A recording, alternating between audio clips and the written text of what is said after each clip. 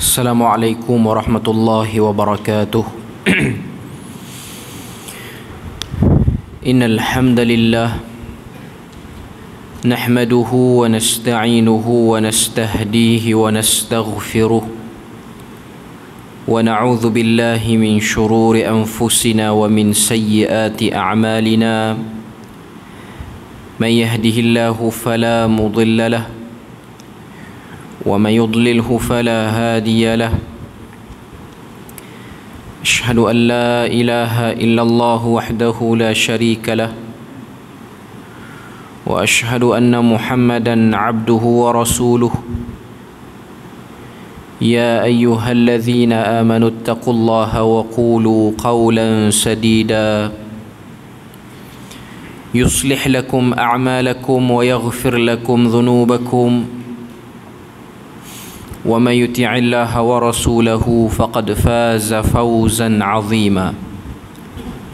الحمد لله الذي بنعمته تتم الصالحات. ربنا آتنا من لدنك رحمة وهيئ لنا من أمرنا رشدا. اللهم آت نفسي تقواها وزكيها وأنت خير من زكاها أنت وليها ومولاها.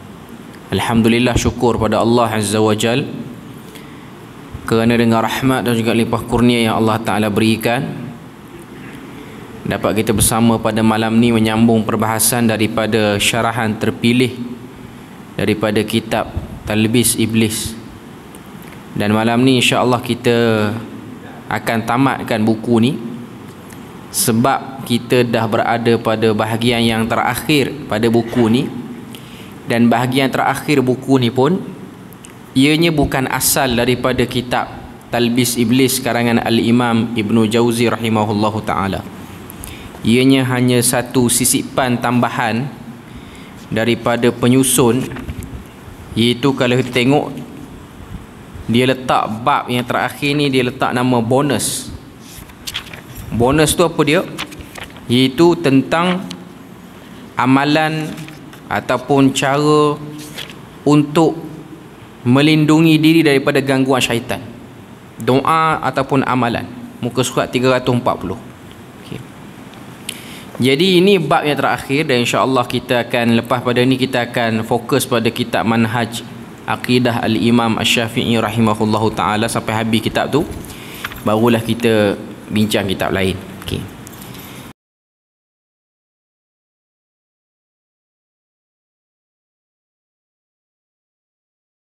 Setiap manusia tidak akan terlepas daripada tipu daya iblis.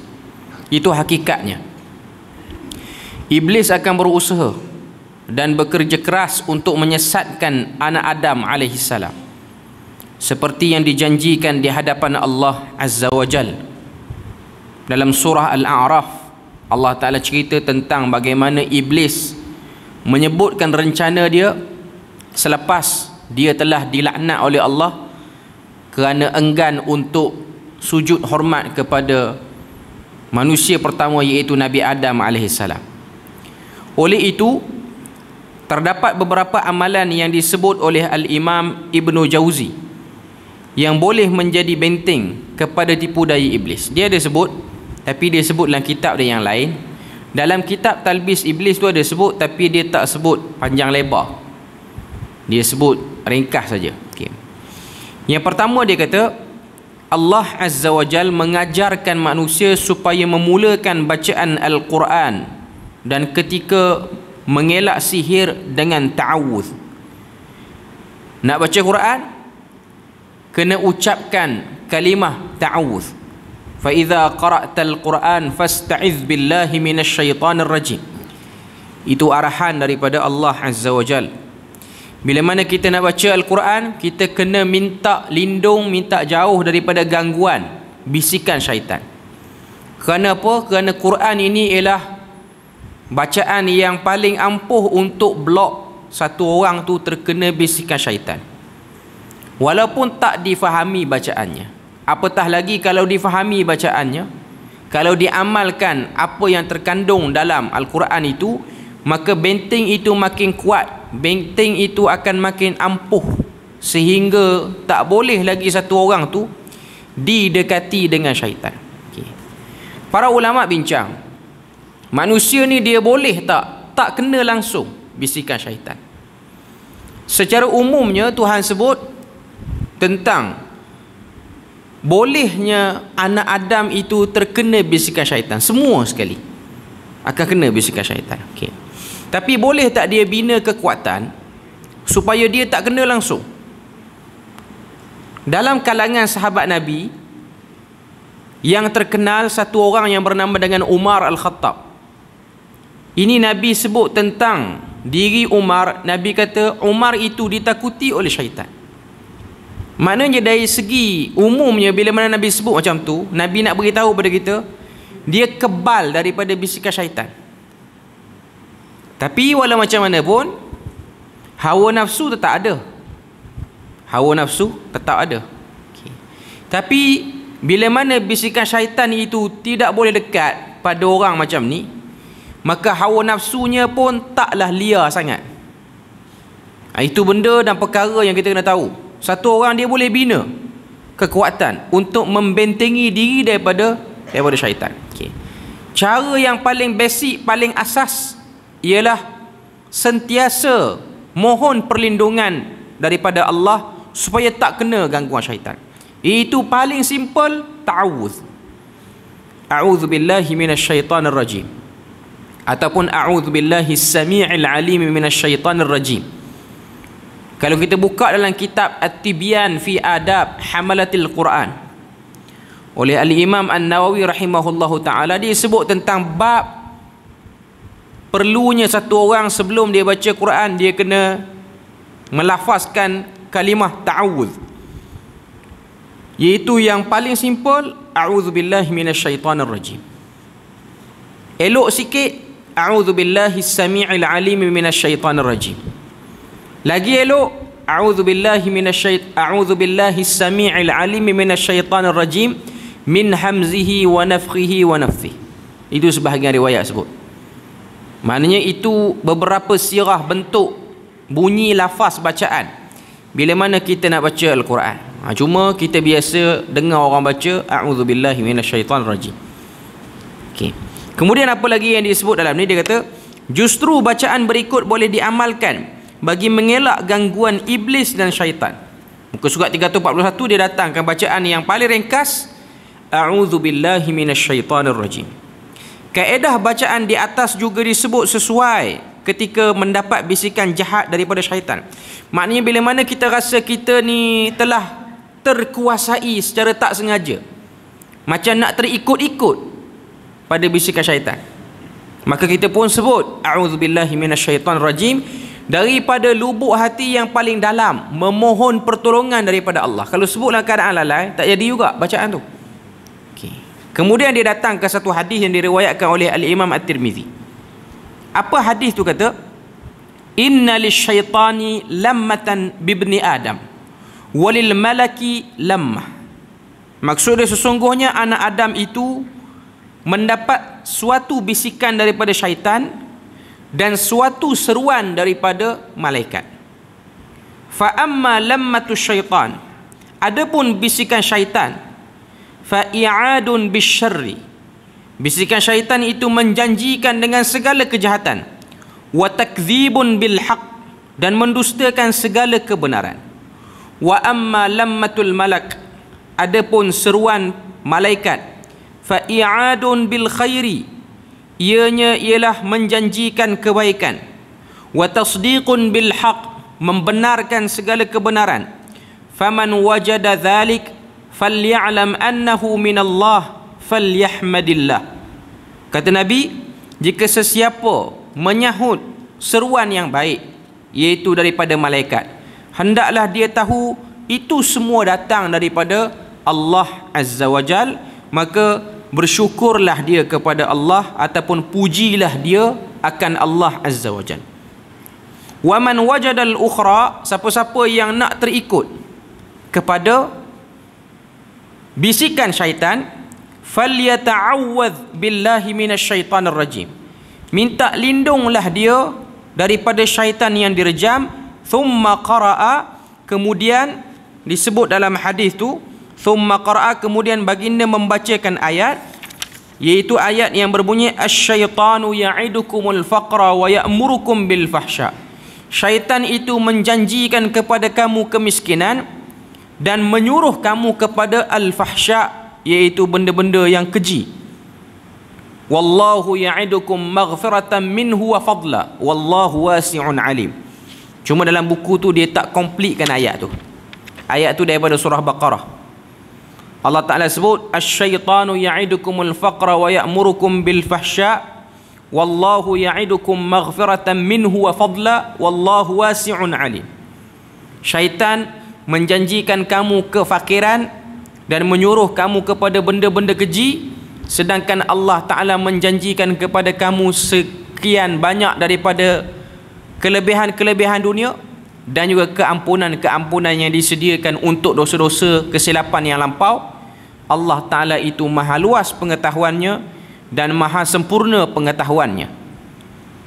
Jadi bila mana dalam hadis ni sebut macam tu, ia telah memberi satu kefahaman pada kita, manusia dia ada kebolehan untuk kawal bisikan syaitan ataupun ajakan malaikat. Kita ada kuasa untuk pilih. Ini benda yang kita kena tahu. Okay. Jadi kita tidak boleh menyalahkan Tuhan. Kenapa buat dua-dua?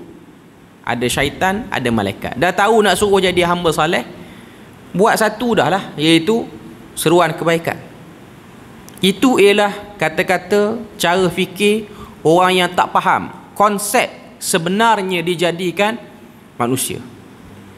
Bila mana Tuhan kata wa idh qala rabbukum wa idh qala rabbuka lil malaikati inni ja'ilun fil ardi khalifah. Dalam surah Baqarah Allah Ta'ala kata, dan ingatlah ketika mana Tuhan kamu berkata kepada para malaikat, aku ingin jadikan di atas muka bumi ini manusia, yang mana manusia itu disebut dengan pangkatnya khalifah.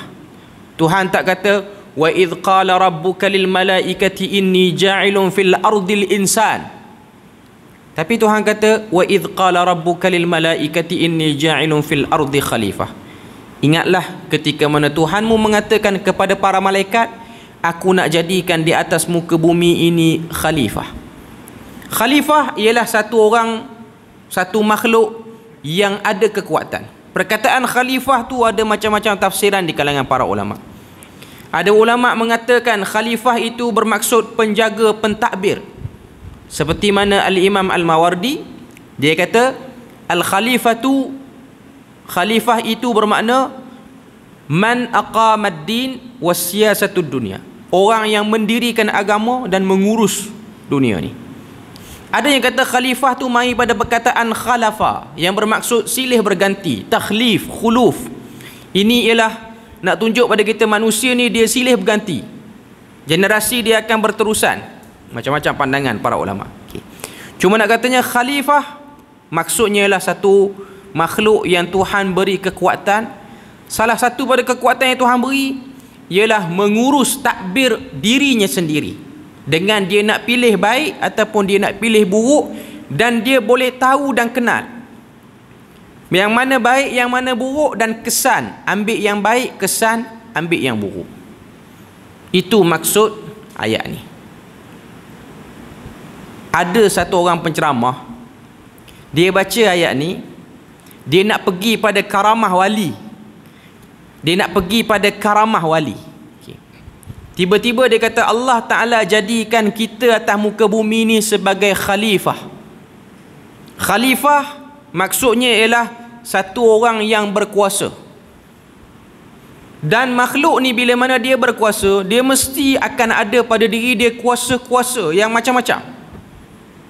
Jadi dia kata maksud khalifah situ ialah proses untuk naik maqam jadi wali. Sebab itulah wali-wali ni ada kelebihan macam-macam.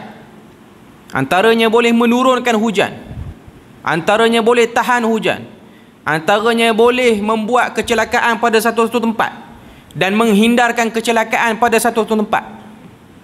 Dia nak kata manusia dia boleh dan berkebolehan untuk jadi wali. Ya, tak dinafikan. Benda tu memang sedia maklum pun. Okey. Cuma cara dia cakap ialah untuk supaya orang tak petikai cerita wali yang pelik-pelik, yang karut-karut tu. Dia nak pergi situ. Tapi dia guna dulu ayat ni, tangga ni, untuk membenarkan benda tu. Tak dinafikan manusia dia ada karamah yang Tuhan boleh beri. Kita tahu benda-benda pelik yang mencari adat ni ada beberapa jenis. Yang pertama ialah mukjizat. Ni berlaku pada Nabi dan Rasul. Yang kedua ialah karamah, berlaku kepada selain Nabi dan Rasul. Yang ketiga ialah ma'unah, berlaku kepada orang saleh. Yang keempat ialah istidraj, berlaku pada orang-orang fasik dan orang-orang yang jahat. Dan yang kelima ialah sihir, berlaku dengan sebab perantaraan manusia dengan jin yang jahat. Kesemua lima-lima perkara ni khariqun lil adah, benda-benda yang luar daripada kebiasaan akal manusia boleh fikir dan boleh tengok. Seperti mana kita maklum, mukjizat benda yang melemahkan. Kita baca cerita Nabi Musa, kita baca cerita Nabi Sulaiman, kita baca cerita Nabi Muhammad. Dalam sirah dia orang ada insiden-insiden yang menunjukkan benda pelik berlaku. Lempar tongkat jadi ular, telan ular-ular yang lain. Tabiat tongkat bukan macam tu. Itu khariqun lil adah. Yang kedua ialah karamah. Sebahagian para sahabat Tuhan beri kepada mereka kelebihan. Ada sebahagian mereka dihumban dalam api, tak terbakar pun, ketika mana ditawan oleh Rom ataupun Parsi. Pada zaman Umar Al-Khattab, ada satu orang sahabat ditangkap oleh pihak musuh, dibakar, tak terbakar pun. Mirip sama macam apa yang berlaku pada Nabi Ibrahim. Tapi dia pun tak tahu macam mana benda tu boleh jadi. Dan dia pun tak sangka benda tu berlaku. Ada sebahagian sahabat Allah Ta'ala berikan kelebihan karamah pada dia. Keluar daripada ibu jari dia orang cahaya yang sangat terang sehingga boleh menyinari jalan bila mana waktu malam. Itu sebahagian pada karamah. Yang ketiga ialah ma'unah. Ma'unah ni dengan makna pertolongan. Pertolongan yang pelik-pelik. Ma'unah ni boleh berlaku pada orang saleh, bukan al-ma'unah Bukit Sauk tu. Okay. Yang tu kes lain. Okay. Ma'unah ni lah benda pelik. Contoh, dia orang saleh, orang baik, Allah Ta'ala beli pertolongan yang tak masuk akal. Dia bawa kereta, dia punya tangki minyak E. Dengan tangki minyak E tu, maknanya empty lah, tak akan boleh perginya 100 km. Tapi dia tekan je sampai Kuala Lumpur. Tapi itu disebut sebagai ma'unah. Dia pun tak tahu macam mana benda tu jadi. Sama ada orang kata apa, meter dia tu problem, ataupun memang itu pertolongan Tuhan. Cuma nak kata ini benda-benda yang Tuhan boleh jadi. Istidraj berlaku pada orang yang jahat, dan sihir. Okay. Cuma saya nak katanya ada sebahagian penceramah dia pergi guna ayat Tuhan nak jadikan atas muka bumi ni khalifah. Khalifah ni ialah orang-orang yang nak kena usaha jadi wali. Kena usaha. Okay. Sebenarnya konsep ini ialah konsep yang tak kena dan tak betul dalam agama. Beribadah kerana menunggu dan memburu benda-benda pelik datang pada diri, itu tak betul. Ada orang dia beribadah, dia solat. Sebab apa? Tunggu lepas pada ni dia nak sentuh apa-apa, benda tu jadi emas. Dia tunggu yang tu. Yang tu bukan konsep ibadah. Walaupun kita tahu benda tu boleh berlaku. Okay.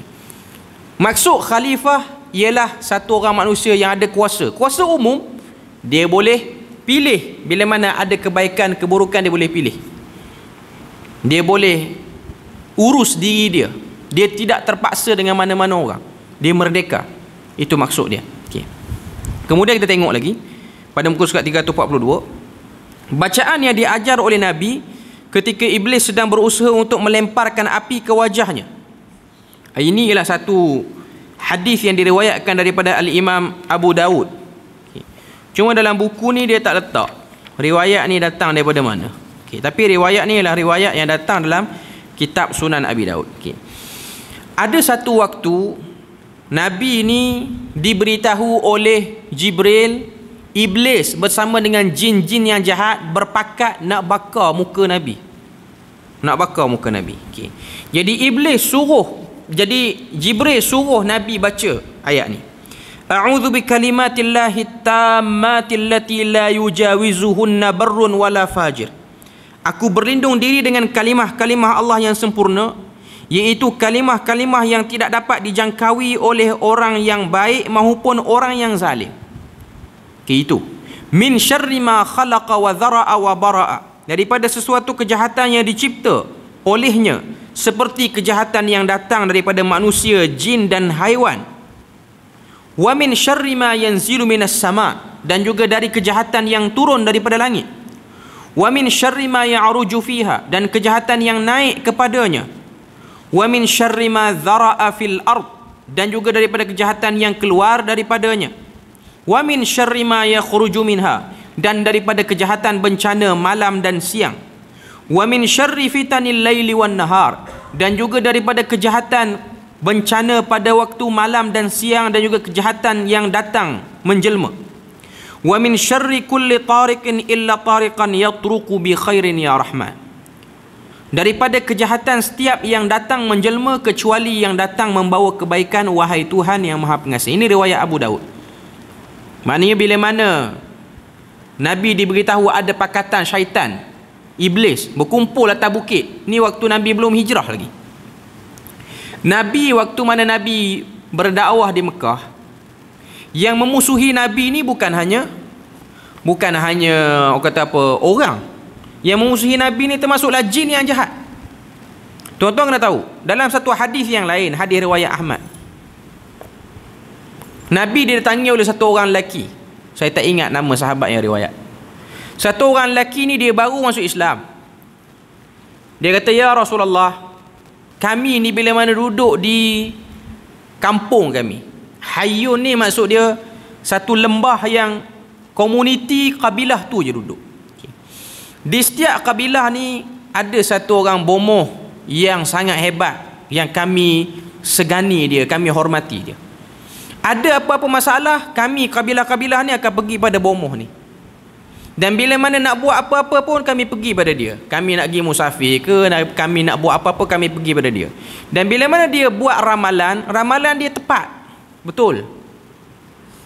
Lalu kata sahabat tu, boleh ke kami percaya ataupun macam mana ni? Benda ni jadi, tapi kamu larang kita terlibat dengan benda ni. Larang terlibat dengan benda-benda yang berkaitan ramalan, bomoh apa semua ni. Nabi pun kata, sesungguhnya sebelum zahir aku, ini hadis riwayat Ahmad, iblis dia boleh direct pergi ke langit yang paling atas untuk dengar apa yang akan berlaku kepada dunia dalam tempoh akan datang. Maknanya 10 tahun akan datang, 100 tahun akan datang. Maklumat-maklumat di Lauh Mahfuz tu semua boleh diakses sebelum zahir Nabi Muhammad. Bila mana lahir Nabi Muhammad, Tuhan tutup pintu langit daripada diceroboh oleh jin-jin yang jahat. Bahkan Tuhan letak malaikat untuk jaga pintu langit. Bahkan Tuhan jadikan taik bintang tu, meteor tu, ialah alat-alat yang merejam mereka sekiranya mereka cuba-cuba nak curi. Okey. Jadi kata Nabi, bila mana bomoh di tempat kamu, dia nak buat apa-apa ritual untuk mengesahkan satu-satu benda.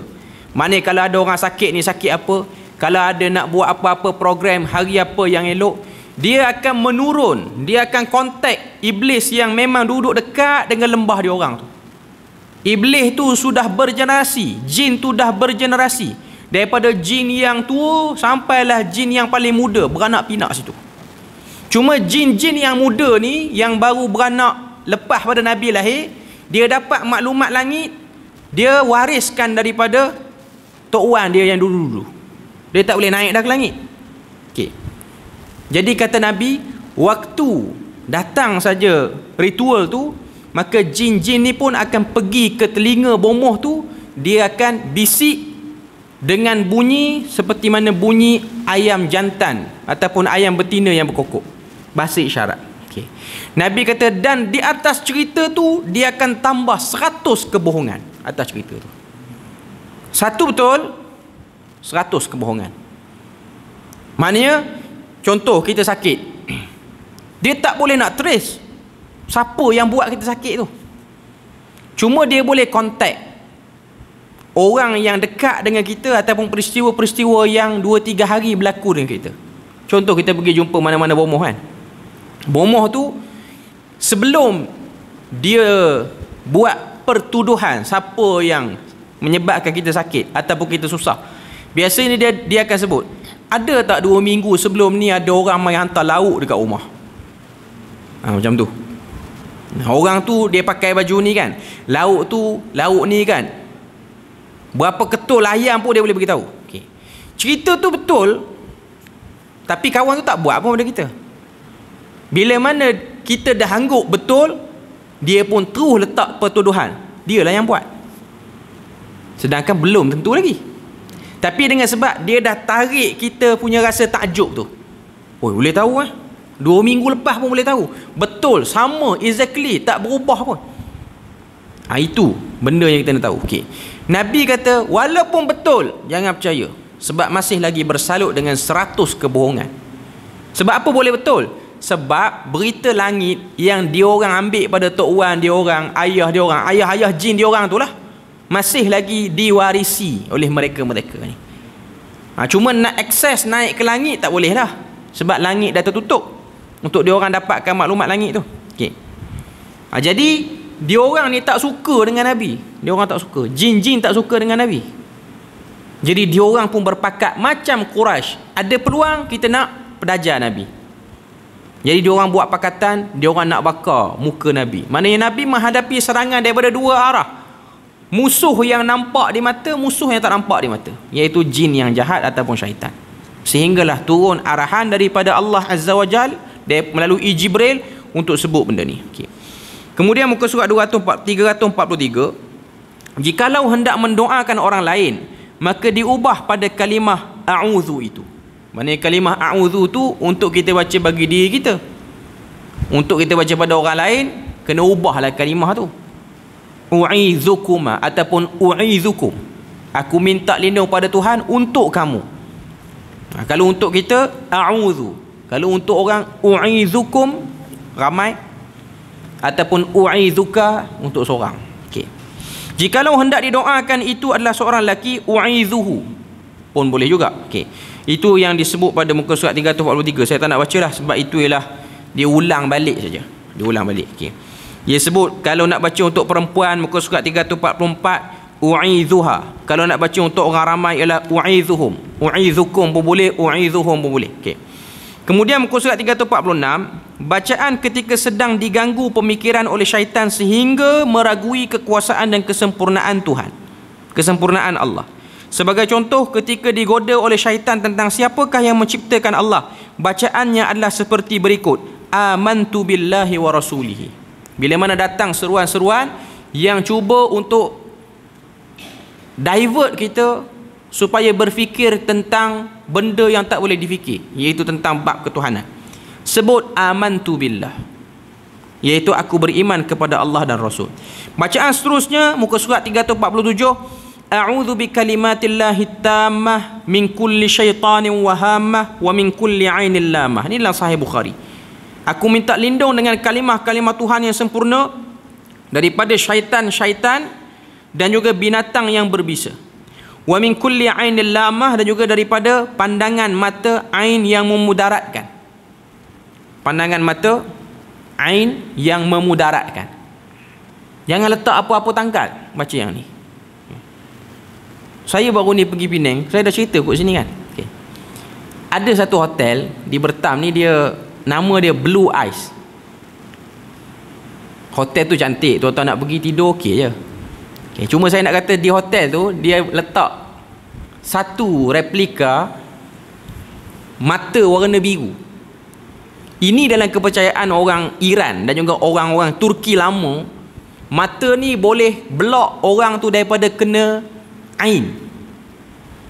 Sebahagian orang kita pergi berjalan cuti ke Turki ni, souvenir tepi-tepi jalan ni, cendera mata tepi jalan ni ialah benda tu lah.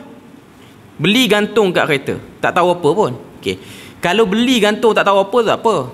Okay. Tapi bagi saya lah, still tak elok juga lah. Dia macam ni tuan-tuan, kita tak percaya lambang salib tu, tapi kita gantung juga. Dia something lah. Okay. Dia tak something. Contoh, tuan-tuan tak minum arak pun, cuma beli gelas tu tulis Carlsberg, letak air teh pun, minum, ajak orang main rumah. Imam pula tu buat perangai, main minum.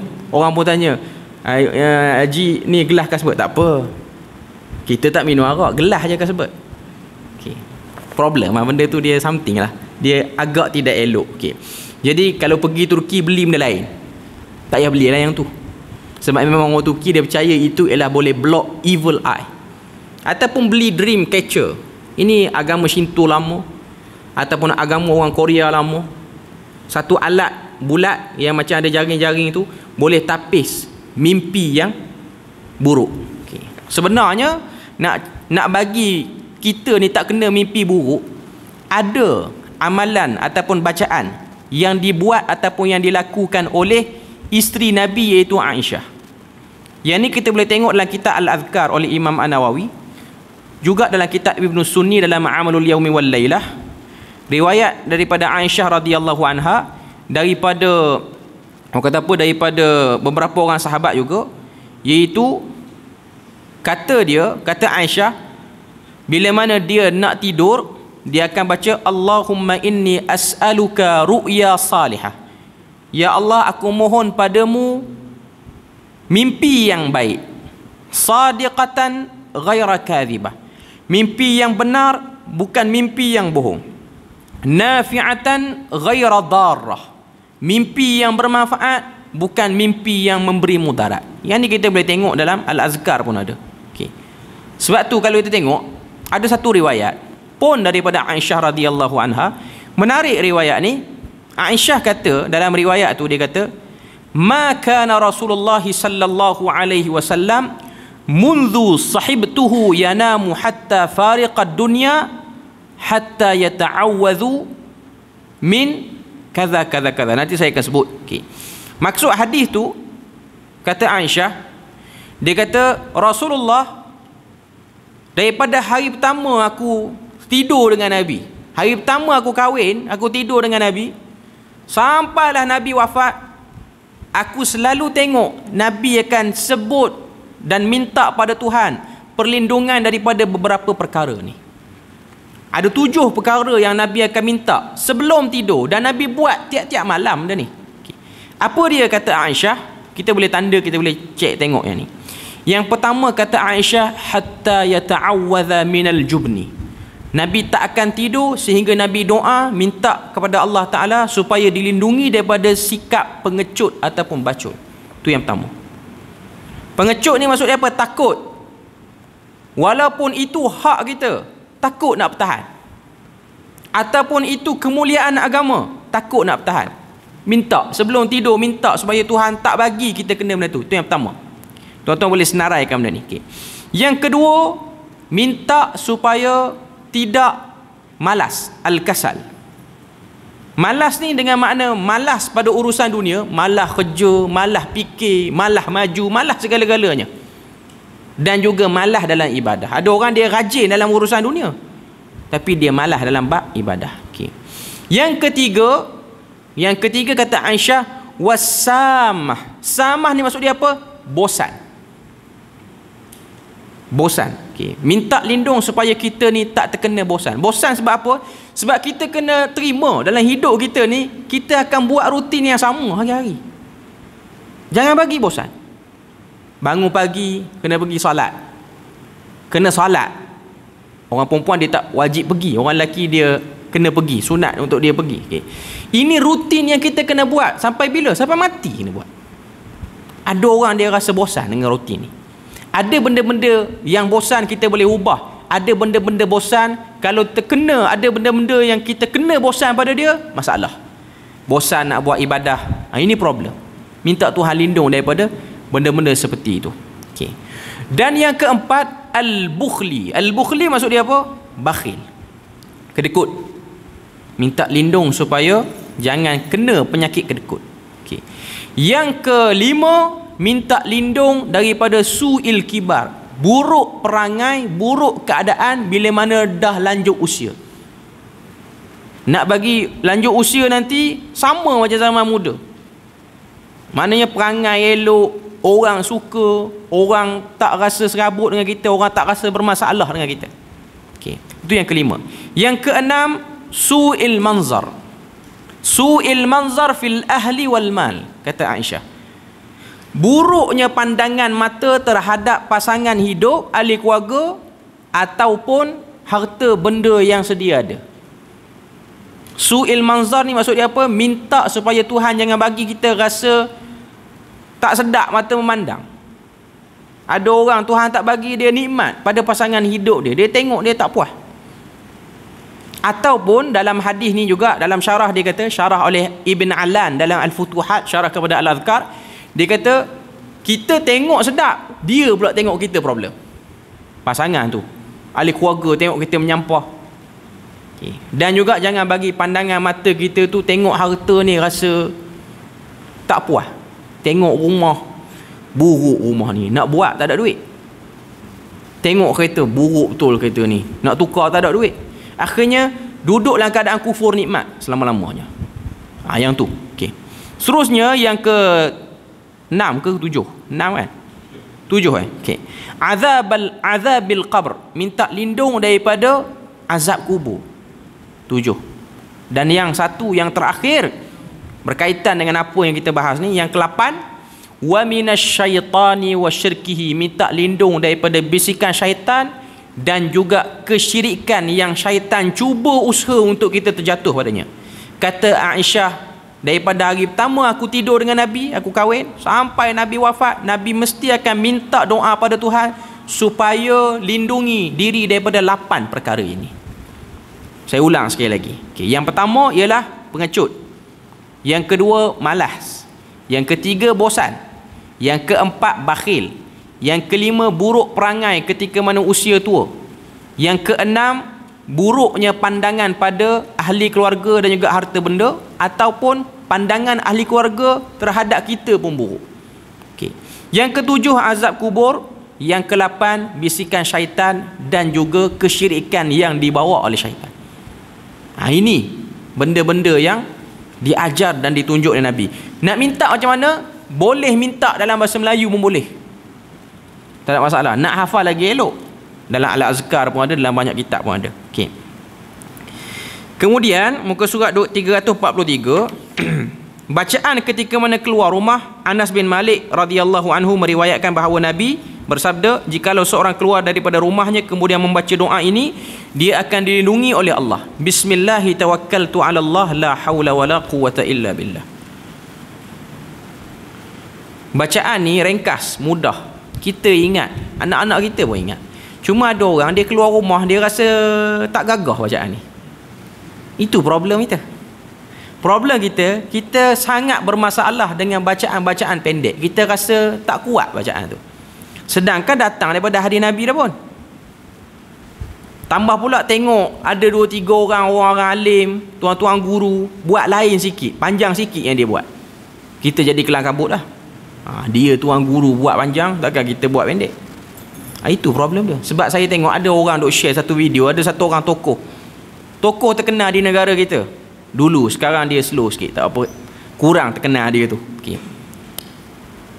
Dia nak keluar pergi buat haji baru ni, ada orang ambil video dia, dia ada sekolah, ada yayasan yang hebat, dia duk tulis dengan jari dia di tangan lepas dia kuliah di kediaman dia. Sebab rumah dia besar, rumah dia pun ada surau apa semua, jadi dia tulis dengan jari, tak ada marker, tak ada apa, dia tulis. Lepas tu orang yang buat video tu tanya, apa yang ditulis tu? Iaitu potongan daripada ayat Quran, la raduka ila ma'ad. Tuan-tuan boleh tengoklah ayat tu ada dalam juzuk ke-10 ke, saya tak pasti. Okay. Cuma ayat tu cerita sekiranya kamu pergi jauh, kamu akan patah balik. Maknanya bila mana tulis ayat tu, harapannya pergi musafir jauh tara mana pun patah balik semula dengan selamat. Okay. Dari segi konteks ayat, benda tu tak ada kena-mengena dengan doa keluar rumah. Okay. Tapi dari segi synchronize tu dia pandai jumpa lah. Dia pandai buat keserasian Ayat tu dengan nak keluar rumah. Tapi yang Nabi ajar, bismillahi tawakkaltu ala Allah la haula wala quwata illa billah, tak payah tulis apa-apa pun kat pintu. Tambah pula zaman dulu, zaman Nabi dan para sahabat ni, rumah bukan ada pintu pun. Nak tulis kat mana? Jadi benda rumah dia tu memang kena tulis lah. Rumah dia besar, tuan-tuan tengok. Tak padan dengan tulis, kena bubuh pedai ayam lagi, 3, 4 lagi kena bubuh. Pedai ayam tu pun kena tulis lagi ayat tu, baru dia ampuh lain macam. Cuma nak katanya yang disuruh hanyalah bismillahi tawakkaltu ala Allah la haula wala quwata illa billah. Seperti yang disebutkan dalam hadis daripada Rasulullah an Anas bin Malik anna an-nabiy sallallahu alaihi wasallam qala idza kharaja ar-rajulu min baitihi, kata Anas daripada Nabi, bila mana satu orang tu nak keluar daripada rumahnya, maka dia sebut bismillahi tawakkaltu ala Allah la haula wala quwata illa billah. Kita beri laluan azan dulu.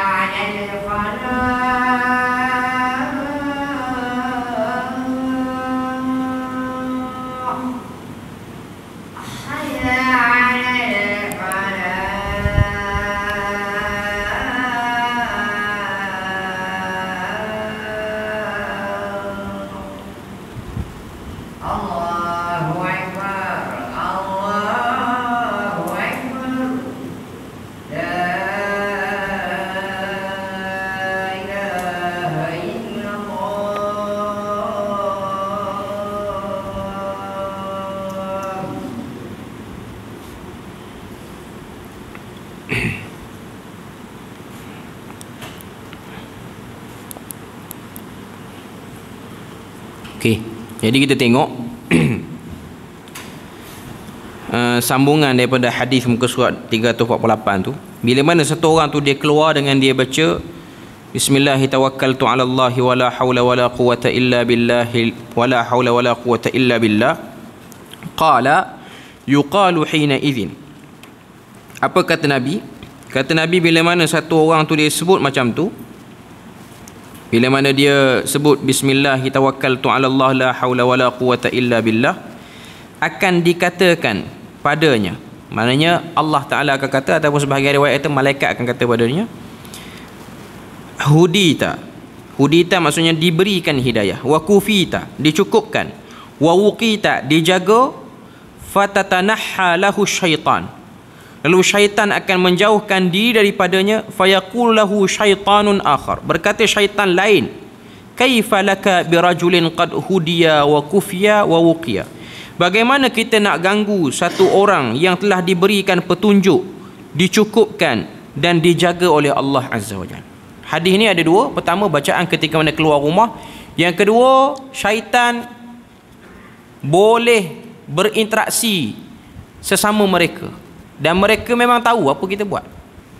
Sebab dalam hadis ni kata Nabi, bila mana satu orang tu baca, ada seruan akan kata pada orang ni, hudita wa kufita wa wuqita fatatanahha lahu syaitan. Syaitan yang dah sedia duk ikut dia nak kacau dia dah lari, datang syaitan lain bersembang dengan syaitan yang duk dekat dengan dia tu. Dengan syaitan tu kata, kaifalaka birajulin qad hudiya wa kufiya wa wuqiya. Sesungguhnya kita tak akan boleh buat apa-apa dekat orang yang telah diberikan hidayah, diberikan kecukupan dan dijaga. Syaitan tu cakap Arab lah. Okay. Kalau syaitan tu negara Arab lah. Kalau syaitan tu Melayu, dia cakap Melayu lah. Okay. Bacaan ketika bersetubuh, ni yang terakhir. Bacaan ketika bersetubuh, apabila hendak menggauli isteri, hendaklah membaca doa di bawah, Bismillahi Allahumma jannibna syaitan wa jannibis syaitan ma razaqtana. Sehingga pada tempat yang kita ni tinggi dah hawa nafsu pun, masih lagi perlu ada bacaan-bacaan untuk mengelak daripada gangguan syaitan. Jauhkan kami daripada syaitan, jauhkan syaitan daripada apa yang kau rezekikan pada kami. Berdasarkan hadis yang diriwayatkan daripada Al-Imam Al-Mizzi pada muka surat 350 tu, an Ibn Abbas qala qala an-nabiy sallallahu alaihi wasallam, law anna ahadakum idza arada an ya'tiya ahlahu, sekiranya satu orang, kata Nabi, kata Abdullah bin Abbas, kata Nabi, sekiranya satu orang di antara kamu ingin mendatangi pasangannya, qala bismillahi Allahumma jannibna syaitan wa jannibis syaitana ma razaqtana. Dengan nama Allah, ya Allah, engkau hindari kami pada syaitan dan jauhi syaitan terhadap apa yang kami akan direzekikan. Maknanya terhadap zuriat yang bakal lahir. Thumma quddira an yakuna bainahuma waladun. Kemudian ditakdirkan mereka berdua mempunyai anak. Lam yadurruhu syaitanun abada. Anak itu tidak akan dibahayakan oleh syaitan selama-lamanya. Maknanya adakah anak tu akan terhalang pada gangguan syaitan? Tak. Maknanya kebolehan syaitan untuk pergi pada anak tu tak kuat macam orang lain. Tetap boleh dikuasai syaitan tu, tapi dia tak kuat macam orang lain. Jadi alhamdulillah kita selesai buku ni. Jadi kita boleh tengoklah daripada apa yang dah kita lalui daripada buku ni, daripada awal kita kuliah di sini pakai buku ni, apa yang kita boleh tengok ianya hanya ringkasan, dia bukan kitab yang komplit. Cuma fokus yang paling terbesar yang diletakkan dalam buku ni ialah talbis iblis terhadap orang awam. Apa yang berlaku pada orang awam, apa yang menjadi kebiasaan, dan apa yang ada dalam buku ni dia lebih dekat dengan masyarakat lah, masyarakat Melayu kita, berbanding kitab talbis iblis yang ditulis oleh Ibn Jauzi tu, dia lebih fokus kepada masyarakat dia. Okay. Jadi insya-Allah semoga Allah Ta'ala beri pada kita keberkatan dengan sebab kita dah selesai baca buku ni dan dapat manfaat yang banyak, dan kita akan fokus pada kitab Manhaj Akidah Imam Asy-Syafi'i untuk kuliah akan datang sampai selesai kitab tu. Dan setakat tu saja, moga Allah Ta'ala beri rahmat dan berkat. Subhanakallahumma wa bihamdik, asyhadu an la ilaha illa anta wa astaghfiruka wa atubu ilaik. Wassalamualaikum warahmatullahi wabarakatuh.